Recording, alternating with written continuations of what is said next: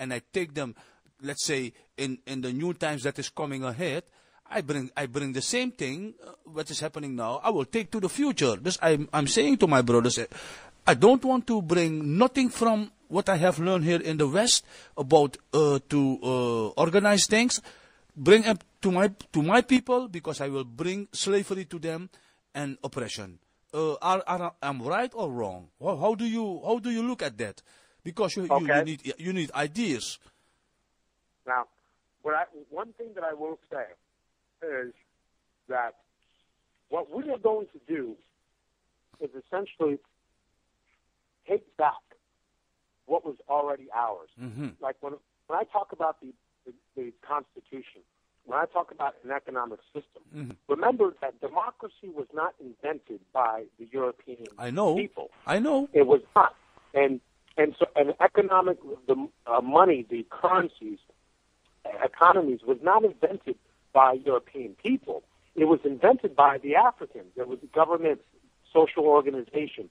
Money was invented by them. So what I'm suggesting is that we look at what is existing and we take the best and we reject that which is not beneficial to the people itself. So when we look at an economic system or a government system, we're just taking back what was already ours. Mm-hmm. But we're not going to we're going to modify it and reject certain things, control mechanisms that have been put in place by other individuals who have taken this system over. So that's my view on that. We're going to take back what is already ours. They didn't invent government. They did not invent money. They didn't even invent the concept of an economy. They never invented trading. They didn't invent ships. They didn't invent none of that. They just took it and modified it and reflected it for their own national interests. And now that is expanded into a global economy.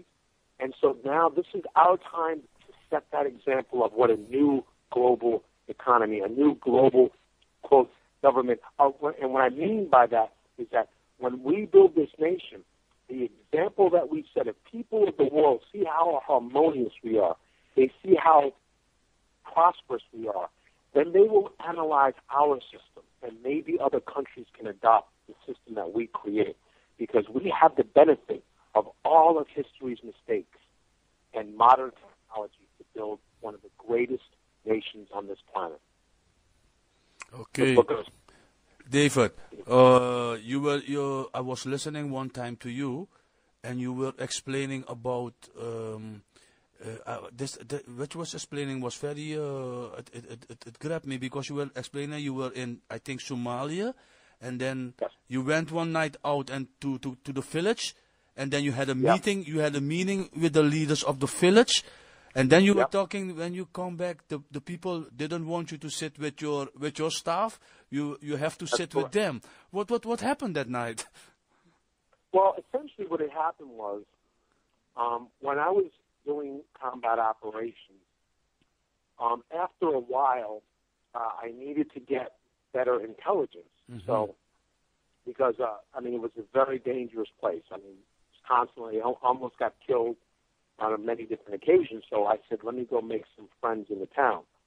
And I took a very big risk with reaching out to the locals, because they wound up saying, okay, if you want to meet one of the chiefs here, you need to come by yourself. Mm-hmm. And I said, wait a second, I got to bring at least one guy with me. And and we are with full military gear. We are extremely well armed. And so I took one guy with me, and I said, okay, so I took one step forward in trusting them. So then they're taking me through these back alleys, and I'm like, now I'm starting to get worried, because I'm like, now I'm thinking that maybe we're going to get set up. Mm-hmm. And it was just the two of us. I'm out of radio contact. There's no way for me to communicate with anyone. And I know that if something went down, nobody would know where I was in the city of Mogadishu. Mm-hmm. So there was a point in which I said to myself, oh man, I said, this is not feeling right. But I was fighting to keep the trust going with them. So then I said, okay, fine, I'll keep going. But of course, my Marine and my escort, we were on extremely high alert. Mm-hmm. So eventually we get into this apartment, and I remember seeing a chair, and to see a chair in Mogadishu at that time was like phenomenal.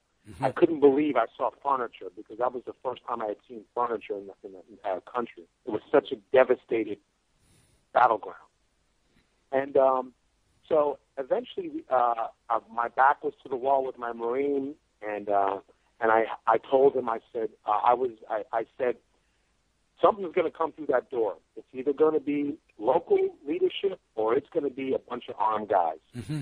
And so I told him, I said, if bad guys come through the door, then we're going to defend ourselves at all costs. Mm-hmm. And once again, we had a lot of heavy weapons. I mean, we had a lot of gear on us. It would have been a serious battle. So we're waiting through the door. The door opens up, and it was the local leadership. Mm-hmm. So my fears were allayed, but my finger was on the trigger the entire time. So eventually, I had explained to the local leader who I was, and that I wanted to establish a network. I wanted to see what I could do to help out, so that we are not this aggressor that is constantly running through the city and shooting people. Yeah. And so he respected that, and he said, "Okay, well, we'll set up a meeting with you and the American forces when you need it." I said, "Okay." So I went back to my ship, and of course, I was the only African American officer at that time with my unit, mm-hmm. and everyone else was white officers. Mm-hmm. And so I told them, I said, "Well, listen, I've set up an intelligence network out there. They're willing to meet with us, and at any time." So they said, "Okay, Captain Hitt, whatever." And so as weeks went on, I get a call, and they're like, "Well, we want to have this meeting. We want to see the people." So I said, "Okay." I go back out into the city, and I establish this meeting. And so at the time, we had set up a meeting in the city of Mogadishu. Italian forces came, U.S. forces came, and there was, I believe, Botswana forces were there, and Pakistani forces. So here I am. I was a senior first lieutenant, just putting on captain at the time, and I set this entire this meeting up with all of the forces in the local Somalis. So when we go into the meeting room, I saw a bouquet of flowers, and I was like amazed, because I'm like, this is the first bouquet of flowers I had seen in this entire country. And so they had a table out there, and they had places for people to sit. There was, the place was jam packed. A couple of hundred people must have been jammed into this meeting area, and all of the forces were outside. All of my Marines were outside. And with all of our machine guns and all this type of stuff. And I'm walking around with grenades, my M16, all that kind of stuff on me. And so the white officers, they sat down at the table, the head table, and they were like, "Okay, Captain Hicks, go sit on the side." And when my white officers were telling me to go sit on the side, the local African Somali saw that. And he stood up and he said to the white officers, he said, "No, Captain Hitt is going to sit at this table. He was the one that set this up, so he sits at the table." And you should have seen the look on those white officers' faces, man. You know what? You know why I like this story? Because this shows you that we are not people violence against each other. Because when you told us, I think these people, if they won't, they could have hurt you. But I think the moment they see themselves, there is always something that reminds them who we really are. That's why I like this story, because it shows you that maybe there is a little bit, let's say, resistance for your plan, or so maybe people are afraid. But I think the more we get along with each other, they will understand what is happening. True.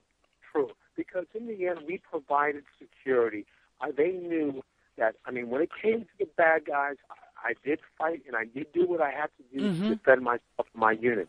But at the same time, when we made friends and we helped people out, and I was in that city. I went out in that city a lot more than people thought.